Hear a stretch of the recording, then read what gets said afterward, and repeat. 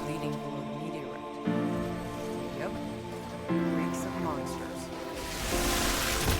The beasts found themselves a pod. And ask if they're willing to give it back. Passage leading to a meteorite.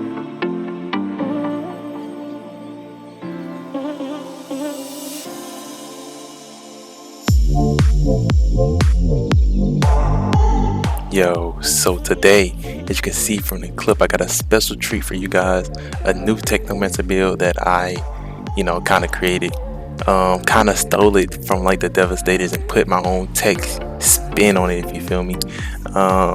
So I'm the type of person that never liked Blighted Rounds. I always liked the ability-based powers in the game.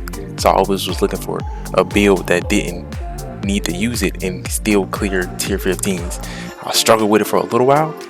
Start searching around other classes, see what they was doing, see if they were able to do it too. And I saw the Devastators running around with Moaning Winds build. So I took that and put it in my Technomancer and saw what I can do with it. So for the skills, we got Cryo Turret, Cold Snap, and Blighted Turret. The reason we go for all three of these is because they all can freeze, and that's what we need to get successful procs of our mod off. So for the skill trees, we go a little bit on the bottom, the rest is going to be in the middle. The reason we do this is because the bottom has a little bit of the anomaly power we like. It also has the adrenaline antenna for the Blighted Turret we're going to use a lot because it's on a short cooldown. The middle holds all the freezing power we like, the extra freezing damage and all that. So we like to split off there. It also comes with a lot of survivability too. That's why I like going that tree. I tried the full bottom row, didn't like it, didn't have much survivability with it. So I struggled with that, but going the middle tree helps out a lot, and you get the extra anomaly power with the end skill that gives you the extra 40% when you use a turn, and you have those up a lot also. So first thing first, when it comes down to the gear, you need the number one thing is that mod Moaning Winds. It's super good on this shotgun right here, Death Shield, because of the fortress. It's just free extra damage. Since you're not going to shoot the gun, it's better to have just a free buff sitting there with the armor. I think it's 43% of your armor into just free damage, and that applies to everything. For the secondary, I like to go with Air to the Desert because of the mod grand opening. If you read it, every first shot you land after reloading is going to do a little explosion that does like 260k damage, and it scales with anomaly power. Now the cooldown on this ability is 1 second. The reload time of Air to the Desert is 1 second.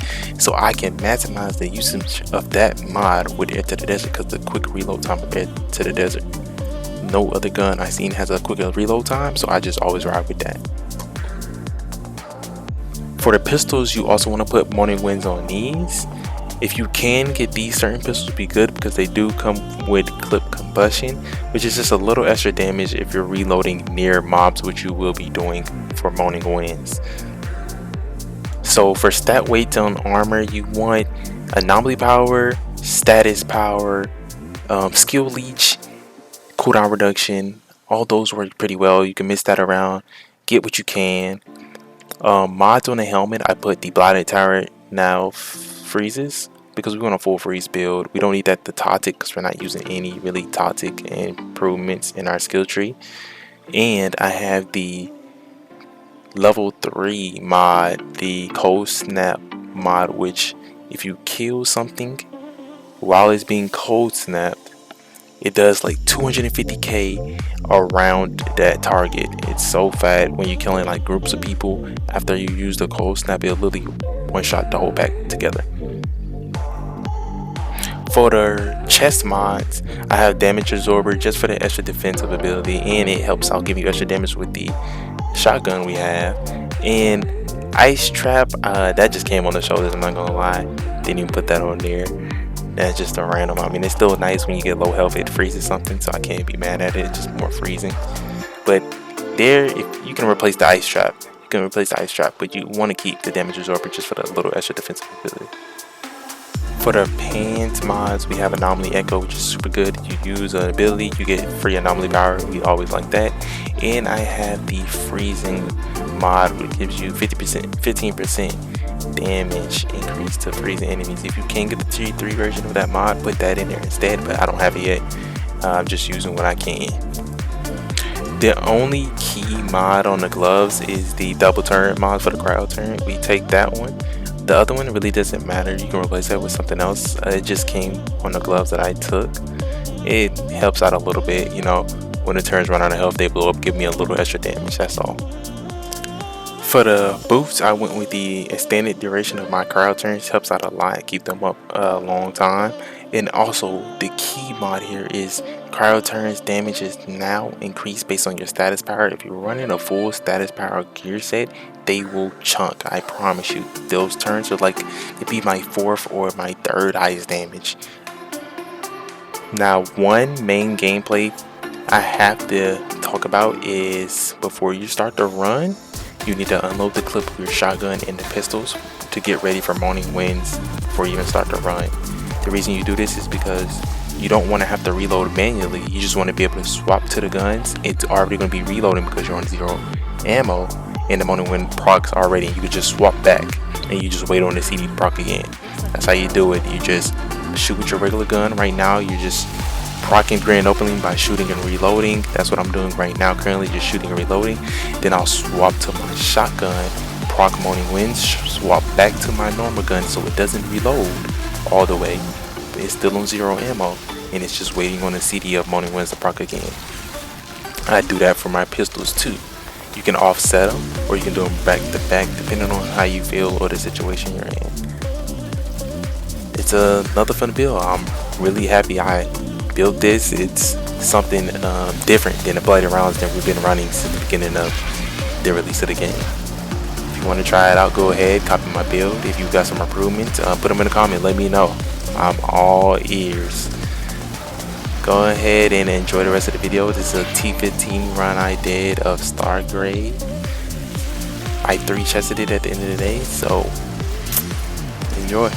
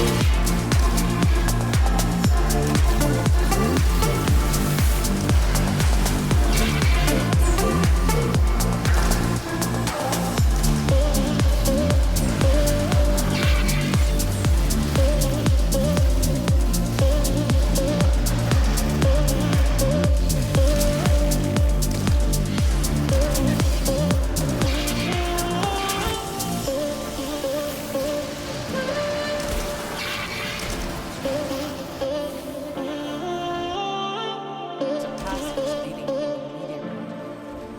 Yep. Freaks and monsters. Beasts found themselves in fog. I could ask if they're willing to give it back.